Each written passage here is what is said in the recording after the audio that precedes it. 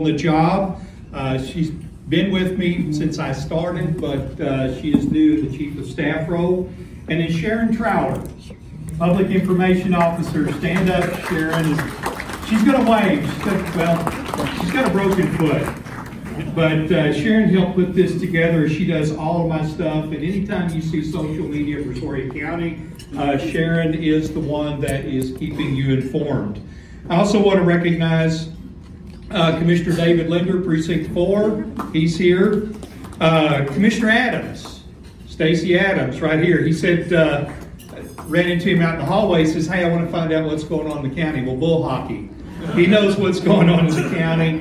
And two of the big projects I'm going to talk about today, Brazoria County Expressway and our courthouse expansion, he and I worked together on those. We're the two from the court that have been assigned to kind of head up both of those projects, and he has been an absolute pleasure to work with. As we were dealing with TxDOT, is anybody from TxDOT here? Is anybody recording this? As we dealt with TxDOT on the 288 project, he was bad cop, I was good cop. I think we're both now bad cop when we're dealing with TxDOT, but and then he has been outstanding working with me and the rest of our team, Matt Hanks included, on the courthouse expansion. And of course, we've got Judge Roy Castillo and Buck Stevens here, both other county elected officials. I think that covers everybody. So I thank y'all for being here to indulge me. All right, let's see if we can get this right. All right. I'm going to talk a little bit about economic development, talk a little bit about our county budget, our county projects, and of course I'm going to close with the COVID update because we're still dealing with COVID, and we will be dealing with COVID for quite a while. It has become a part of what we have to deal with these days, and so I'm going to touch on that as well. Economic development. We have become, in Brazoria County, a hot spot for solar farms. I think we've got agreements with 6 solar farms, one that is completely constructed, one that is under construction, and another 4 or 5 that are still going through their processes with viability and working with CenterPoint to be able to connect to the lines. We have varying degrees.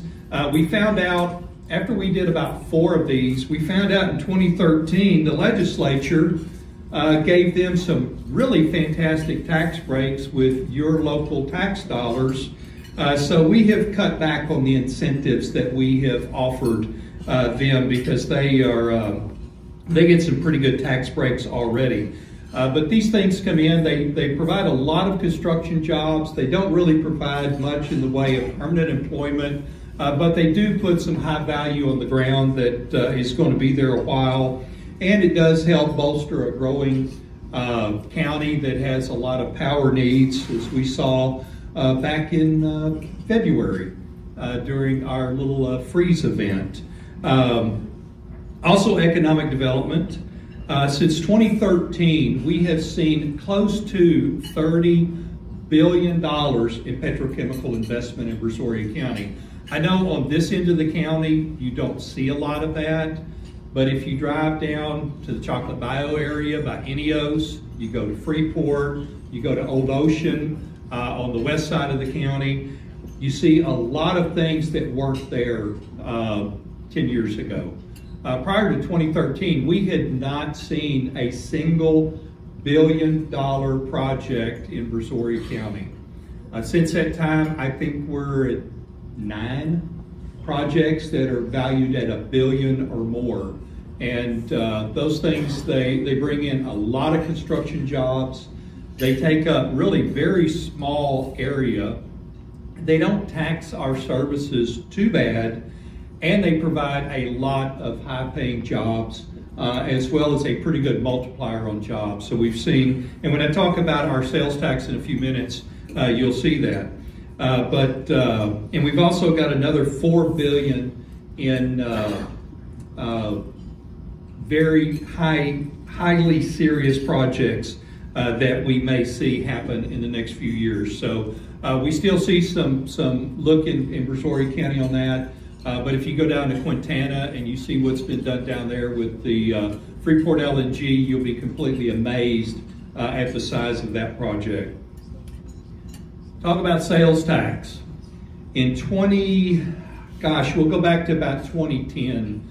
We were at about $13–14 million in sales tax collections. We're one of about 140 counties that when the opportunity was there to get a piece of the sales tax, which is capped at 8.25 cents, Brazoria County, the leaders that were in place at that time, got that ½ cent for Brazoria County. And we've seen that grow to as high as $35 million. And a lot of that is because of the development that's gone on in Brazoria County. Because not only have we seen that industrial development, we see the jobs, we also people are looking for a place to live. And so you've seen a lot of the rooftops that are coming as well. We did have a little bit of a drop this last year, and we're still working with a consultant to see why. And we feel like it's probably some industrial sales with one or two big clients out there that saw some sales fall off, because most of our cities have seen an increase. So we're still working through that to identify that, but we're still seeing well over $30 million a year that offsets the ad valorem tax rate that you have to pay by 11 to 12 cents. Our county budget, we just completed our budget process, which we do with a series of budget meetings that are open to the public, which is a little bit different from the way it was used to be done. But one of the things that the court that's been in place for the last 7 years, we like to do things openly and transparently. And our budget for this 21-22 year is going to be about $229 million. We added 20 full-time positions, 9 part-time positions. The sheriff's office gave up some reserve positions and a couple of clerk positions to help make his budget work. But we added folks in the library department, sheriff's office. We do have a new library coming on the west side of Pearland, it's going to be a great facility that will be open sometime in 2022. So we've added some additional staff to help facilitate that opening. One of the things that we added that we didn't want to add, we have to add 6 new lifeguard positions to put in places where people don't swim. The legislature kind of slipped that through because I believe Nueces County asked for it. And so it slipped in, but that's going to impact our budget because we have to add lifeguards. And also the specialty court program no longer gets state funding. That hit us for about $360,000 because we're going to fund those. Those specialty courts do a fantastic job of giving folks an alternative to going to jail. And they have been phenomenally successful. Our Veterans Court, our Drug Court, our DWI Court have just done a phenomenal job turning people's lives around. So we felt like we would go ahead and fund that, even though the state's no longer going to fund that. Included in our budget is $6 million of federal dollars for capital improvements. And we did give our employees a 1% cost of living increase and a 3% step increase. Elected officials only received the cost of living increase. And one of the things we still came out we've still at a AA bond rating, which is extraordinarily important to me. So we've been able to do that very well. You say, oh my gosh, $230 million budget. What the hell did y'all do to me on taxes? Well, we lowered the tax rate again. So as we have done for the last 7 years, we've lowered it 11.197 cents. When I started as county judge, we were at 0.4985. We're down to 0.386530. When you get your property tax bill, I know it says Brazoria County, But believe you me, only about 16 to 18% of that is retained by Brazoria County. We work with every taxing entity in the county to collect their taxes for them. It saves them money. I remember when I was on Angleton City Council over 20 years ago, and we went with the county to collect taxes. We were able to eliminate an entire department that was costing us, I believe, $105,000 at the time.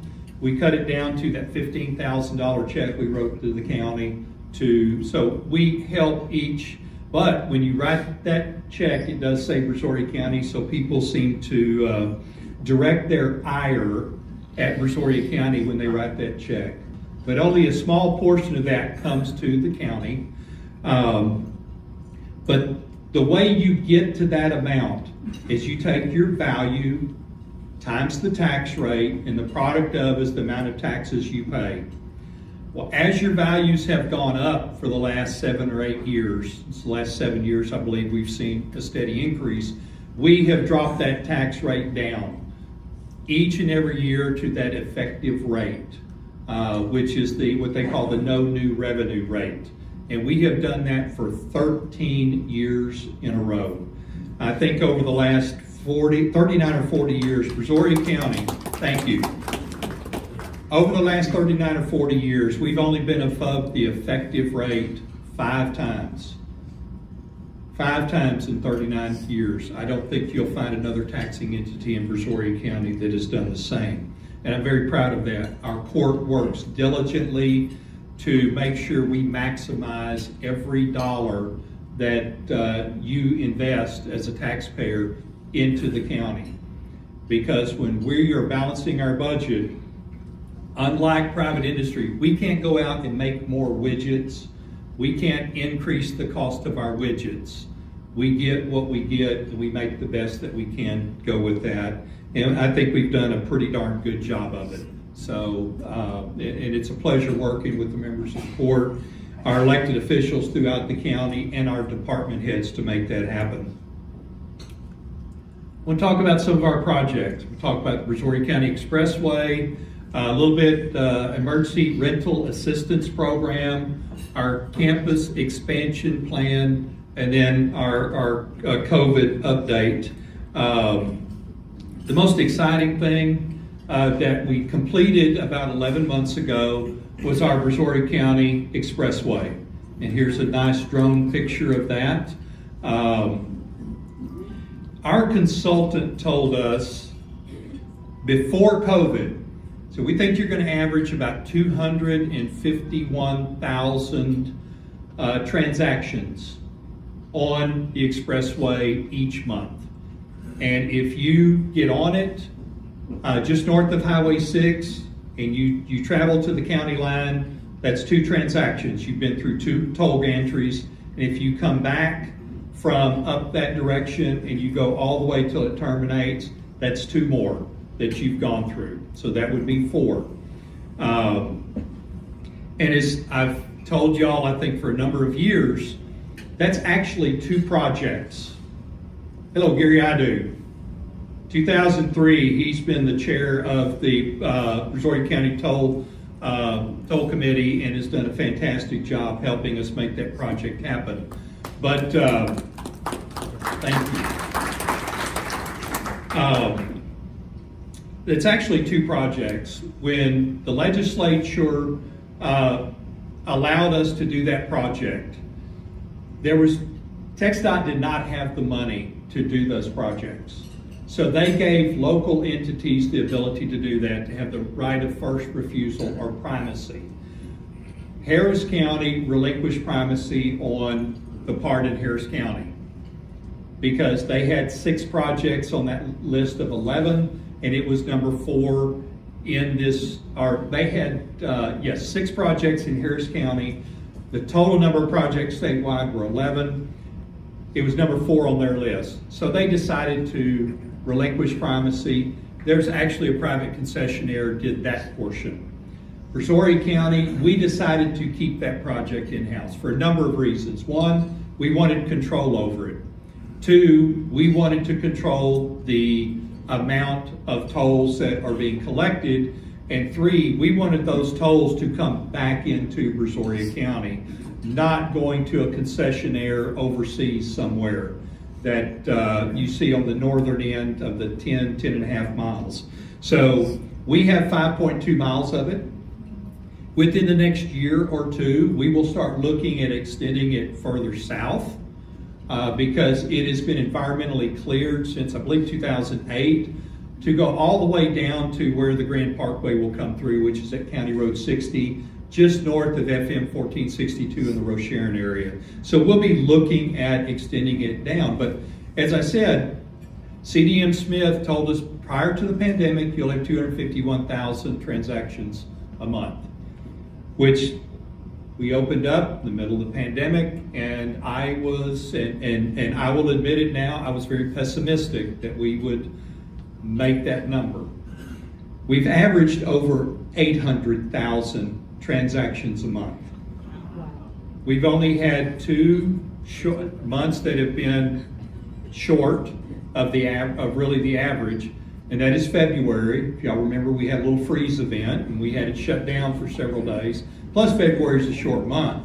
And August was a little bit of a dip. We were 600 and Matt, what, 690,000? 690. So, which was still 2.5 times above that 251. But we bounced back at close to 900,000 last month. So it is working very well. So continue to drive it if you're driving it. Drive it several times a day. We would appreciate that.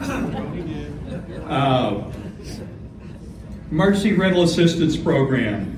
The federal government gave us a little over $11 million to help folks pay their rent.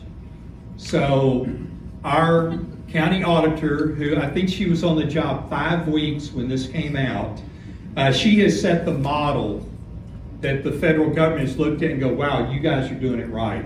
But we have been able to help 244 households thus far, which is about $1.5 million worth, about $5,700 per household of folks paying their rent. So Chamber, if you can take and help us share that information, we've got it out on social media. It's called the ERAP program, and we are trying to do our best to get that information out and have been getting that information out to help folks get through. The next thing I'm going to talk about is our Courthouse campus expansion plan, and this is a architect's rendition. This is looking north from the south side, and what you see here, this is the old courthouse that was done in 1940. Just north of that is the 1976 edition, and then what you see here is that being extended to the east, and then a new administration building across the street, and then a sky bridge connecting the two. I've got some better stuff here in a little bit on that, but we've assembled a really good team. An architect, Burdett, HECM, Seth Thompson's is here somewhere. Where's Seth? Right here with HECM. They're overseeing, they're kind of our project manager, and our contractor is Spa Glass. So we've got a great team assembled, and we are moving forward with that project. The first question, why do you expand the courthouse? Well, about 4 or 5 years ago, we had a study done because we saw we were cramped on space. Matter of fact, we're out of space. We have folks that are officing in hallways, broom closets. Sharon's got a graphics assistant working for her that 3 years ago, his current office was our storage closet. Because we're completely out of room in our area. The DA's office is even worse. But what's even worse from that is we are short of district court space. The studies that we've done, plus studies from the Office of Court Administration, show that at this time, we are 1.8 district courts short of meeting the needs of our citizens.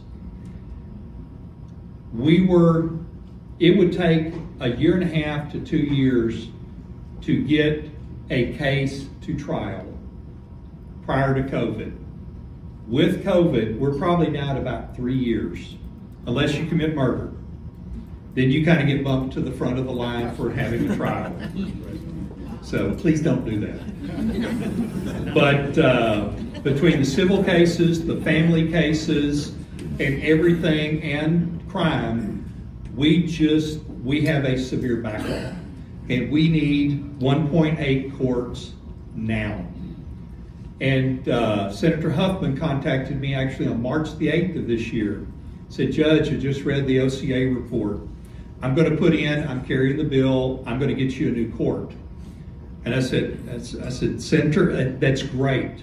I appreciate that. But I also need a big tent. I need all the furnishings and everything else because I'm going to have to put them on the courthouse lawn. I have no room. There is no room for another courtroom in Brazoria County. Because when the state gives us a court,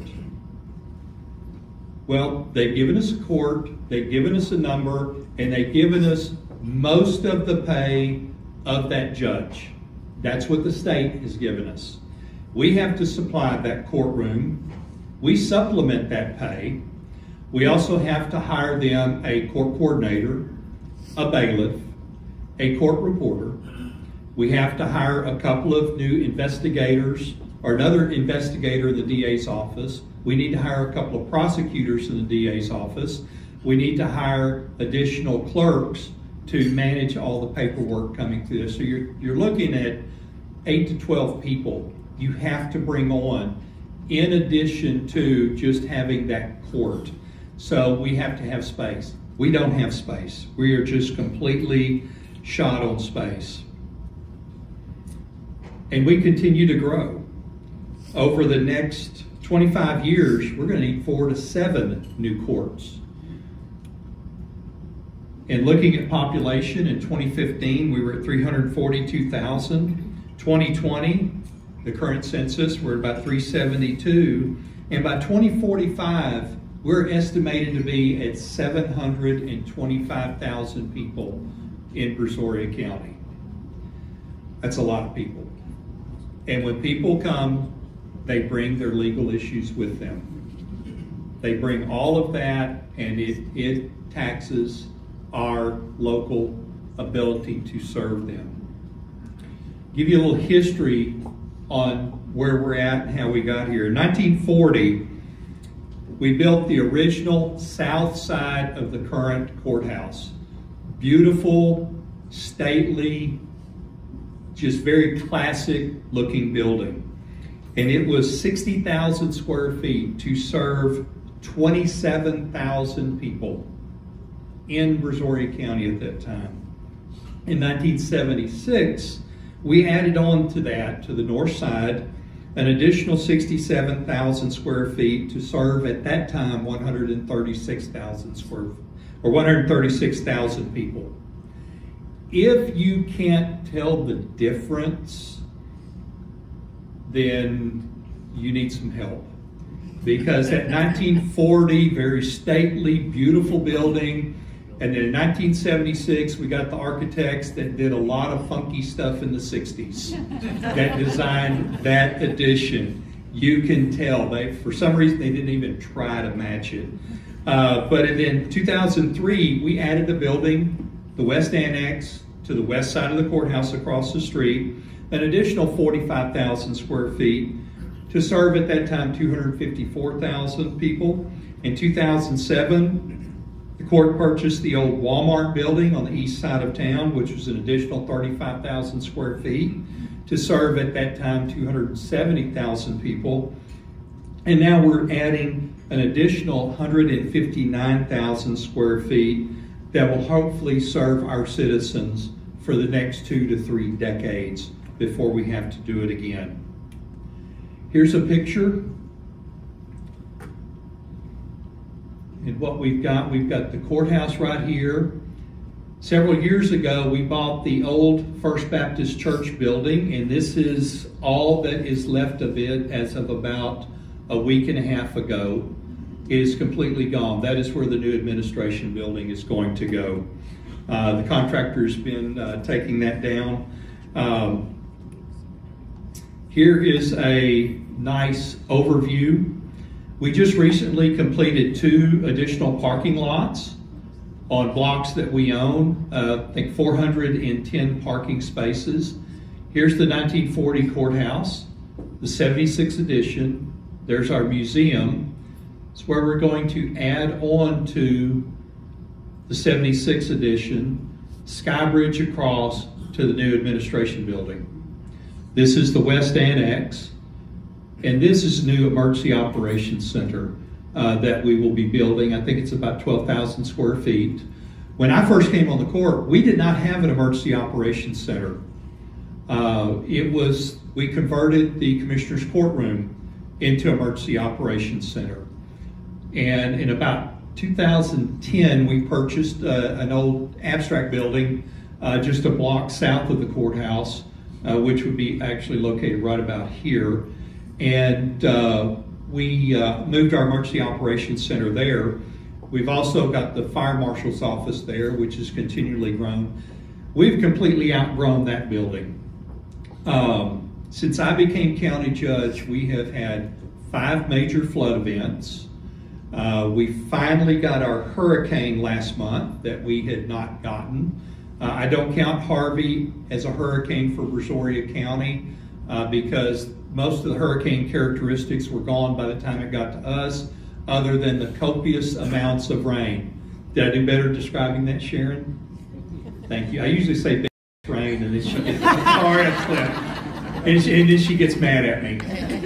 But we've also had a freeze event, which we had in February, and we've had a pandemic that has been just really gone through us. And I was visiting with Commissioner Linder, and he visited with his predecessor, Commissioner Stanley, who served 12 years on the court, never had to go to an emergency site because we didn't have any of that. But I am happy to say we've not had an earthquake, we've not had a tsunami, and we've not had a volcanic eruption. And 2.5 months ago, I think we were in Alvin, I said hurricane, and Carrie, I'm sorry. So since I said that, we got Hurricane Nicholas. But that's kind of the overall footprint of what we're looking to do. Right over here was where the First Baptist Church building was. That was our phase task order 1, which is almost complete. We've got that building out of the way. Our phase task order 2 was to go ahead and buy the floor decking steel for both this building and the EOC, because those are 40-week delivery items. And we will be issuing phase task order 3 next month, which will start the construction of this building and this building. And one of the things I want to say about this building, Senator Huffman is provided us $5 million from the state grant to help us pay for that building. So next time you see Senator Huffman, tell her thank you. And with the support of Representative Thompson, and then also Representative Bonin from Galveston County helped facilitate that to happen. Some other renderings here is looking south at what we're going to be constructing. This is the existing facility, and again, this is the new administration building. And here's some other views as well. This is looking directly south at the new admin building. And here's another view from the side on both of here. And this is the Sky Bridge that will be connecting. And here is looking from the southeast toward the northwest at the new admin building. This project is, and I'm going by memory, I didn't bring the notes on it, it's about a $170 million project. And we just were in the bond market last week. We went out and got certificates of obligation for a little less than $100 million. So you say, where does the rest of the money come from? One, some of it, a small amount, comes from the American Rescue Plan. We've got some dollars there that we're investing. We're also pulling about $35 million out of our reserves that we have in our rainy day fund. We're able to pull that out. We had planned to pull that out. We went through the bond calls with our bond rating agencies. They said that's a good deal. We still were able to keep our AA+. And over the last 17, 18 years, we have stood up the Brazoria County Toll Road Association to about $25 million. Over the next 4 to 5 years, they're going to be paying all that money back. We're going to take that and put toward this project. So we're getting about a $170 million project, and we're only borrowing about $99 million, and it will not negatively impact the tax rate. So you will not see a tax increase because of that. So I think we've done it very prudently, very judiciously, and I know I said I've had Commissioner Adams by my side as we've worked through that over the last number of years. When's the expected completion date? The expected completion date, we will start construction. We'll have groundbreaking in December. The EOC should be about a 12-month construction. The administration building is going to be an 18 to 20-month construction. Is that right, Matt? Roughly. Then we will be able to, then we have to move people out of the courthouse building and get started on that. Overall, I think our architect and everybody's estimating 40 months total. I'm going to say 48. So it's about a 4-year, because things never go exactly as planned. So we will actually be starting, they'll start turning dirt in December. So it's going to be an exciting time, but we get that administration building, we get those courtrooms, we can start adding those courts so we can provide the services that we need to provide to our citizens. So, COVID update. I know we're all sick and tired of COVID, but it's with us. We've got to deal with it. The first thing I want to do is we started vaccine rollouts in December of last year. I need to give some shout outs to Brazoria County Health Clinics. We've got 4 clinics throughout the county that, since the vaccine has become available, has been giving vaccines out each and every day. UTMB has been great. The Community Health Network, Memorial Hermann, and of course the City of Pearland and Kelsey Seabold, the mayor and I worked together quite a bit to make sure that they got that thing worked up, and I worked on with the state to make sure we had vaccines available to them. So thank you. I'm not going to preach to you about vaccines. I'm just a dumbass engineer. I ain't a doctor. I encourage each and every one of you to have that conversation with your doctor.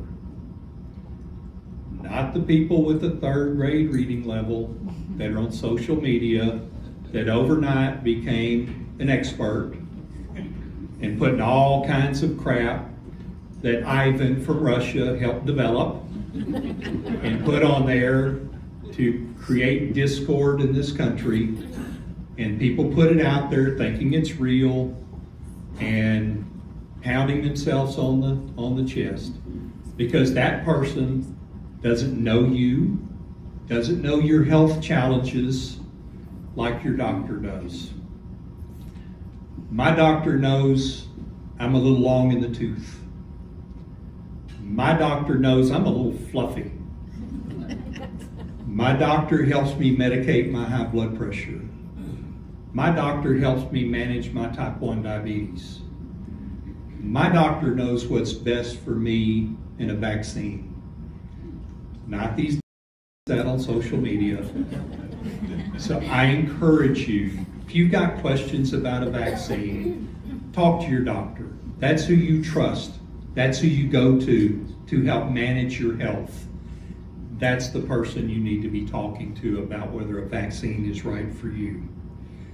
We've got, in the 12 and over population, We have 69.08% of Brazoria County citizens have had at least one dose of the vaccine. Of the 12 and over population, 62.11% are fully vaccinated. In the 65 and over that have had at least one dose, 88.72%. 65 and over fully vaccinated, 81.93%. And we've had almost 12,000 people that have gotten a booster shot that have been eligible. COVID hit Brazoria County pretty hard in August and September. We had 103 COVID-related deaths in September, including my mom's last surviving sister and her son, my first cousin. Both lost their lives due to COVID last month. So have that conversation with your doctor. We've had almost 60,000 reported cases in Brazoria County. We're at about 1,600 active cases at this time. We've had 672 COVID-related deaths. So it's with us, it's going to be with us, and people still need to do what they need to do to take care of themselves and their families. So with that, I will open it up to questions. I think I'm 4 minutes ahead of schedule. So I will open it up to any questions except from Commissioner Adams. Yes, sir. So I'm an engineer like you, and so my first inclination when you say, hey, we need to build another building, you know, our challenge is always, hey, why don't we use the space we got? I mean, whatever happened in Night Court? I mean, I know that was a 1980 show, but you guys like use your capacity like that? Or? I will tell you, if you try to call in jurors that have worked a full day at their day job, hey folks, we need you for 8 hours tonight. And I'm not talking about what you see in Night Court. A lot of that is the stuff that Judge Castillo sees. That is the traffic cases, the one neighbor's mad at the other neighbor because he peed over the fence, and, you know, that kind of stuff. We're talking divorce court, we're talking murder, robbery, we're talking serious stuff that we need the room for. Our JPs, I think, are in pretty good shape. We're going to build in Precinct 3, we're going to build another facility in the next year or two, but this is the heavy duty stuff, the heavy lifting. So it's not as easy as it seems. But I appreciate the logic of an engineer looking at it, because I understand on that. So, any other questions? Thank y'all. Thank you for the honor of serving you. And I look forward to being back next year. So thank you very much.